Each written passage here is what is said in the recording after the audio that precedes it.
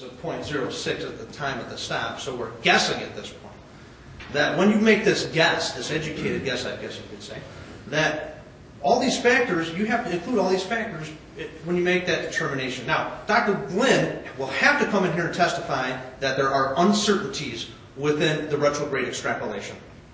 And those account for, number one, the fact that you have to know when the person stopped drinking.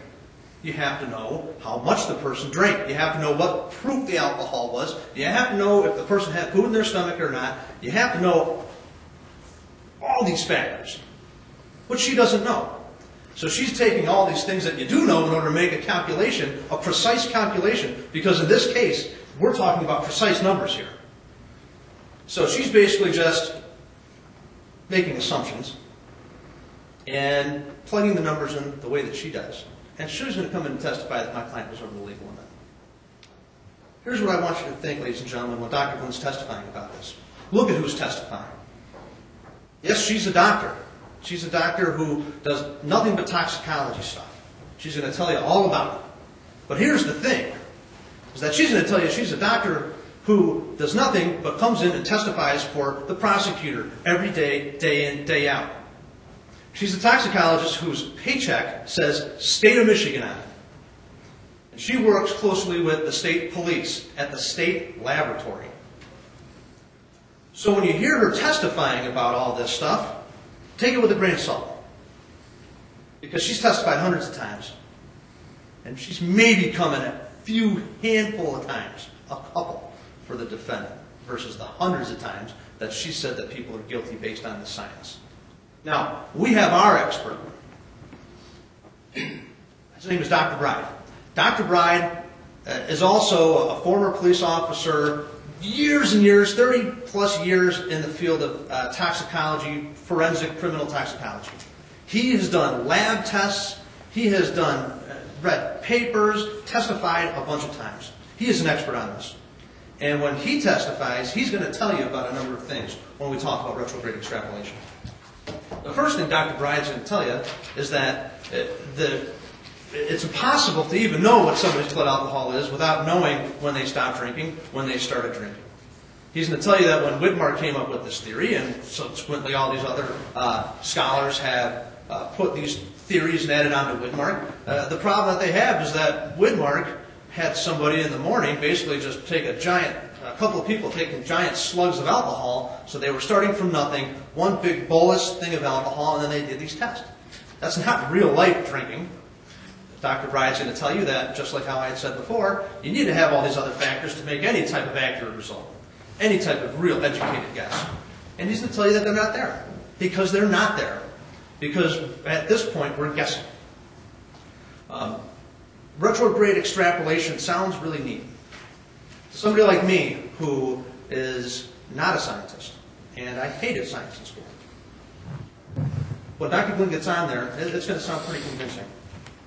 But listen, read between the lines, and ask, what about these other factors? What about all the stuff you need to know? So, just on retrograde extrapolation alone, that's why we have that presumption. And the presumption is true. My client, Paul Van Berger, was 25% below the legal limit. Now, the second part of this, and what we talked about in jury selections, is this thing called carboxy-THC. It's a term that I've become very well aware with in this case.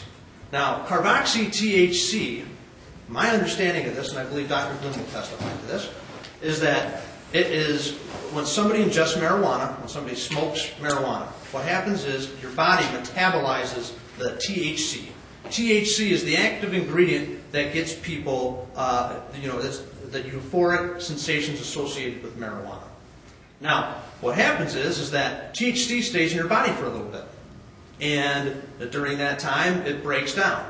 Now, THC, from my understanding, can stay in your system for 2 hours and potentially much longer than that. Dr. Glynn's going to have to testify about how long it can actually stay in your system for. And then after it's been metabolized, it changes into one type of molecule, and then eventually it's metabolized further into carboxy-THC. Now, the THC part of that is misleading because it is not a drug. What that is carbon. The other thing that happens when marijuana turns into carboxy-THC is the other product of that chemical process in your body is water. So that's a metabolite just as much as carbon. Carboxy-THC is carbon. So when we look at my client's blood sample, he doesn't have any THC in there.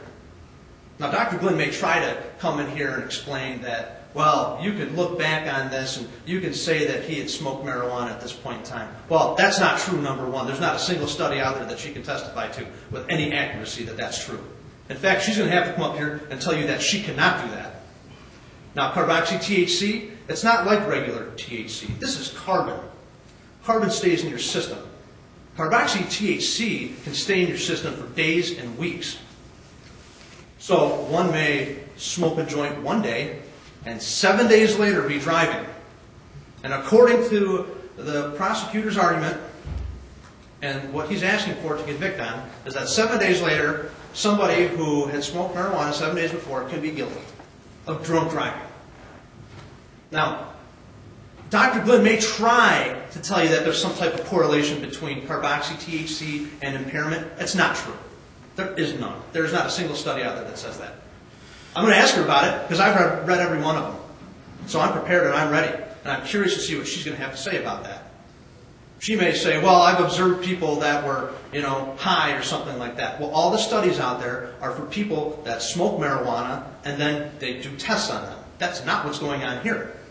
My client has a low count of carboxy-THC in his system. It's not even a high reading, which would indicate that he didn't smoke at any time within the last few hours, or even close to that. And on top of that, there's no study out there that even indicates that marijuana can cause impairing effects when you're talking about that level of carboxy-THC. So, first looking at the stop itself, where's the impaired driving? Where's the intoxicated driving? Where's my client barreling across the road like it sounds like he did, which in reality, he didn't. When you see the tape, you'll know what I'm talking about. Where is it? It's not there. Okay, let's talk about retrograde extrapolation. Wow, it sounds great in theory, but when it really comes down to it, this is not a theory that's applicable with the facts that we have. It doesn't even come close. So that's not there. So we use the 0.06, 25% below the legal limit. And then carboxy-THC, really it's carbon. That's what we're going to hang our hat on. Something that is just a metabolite. It's just like water. Where is this going to end? Where does it end? Ladies and gentlemen, we ask that you find Paul not guilty. Although Mr. Getz represents the people, you are the people. It is your decision and your decision alone to find him guilty or not guilty.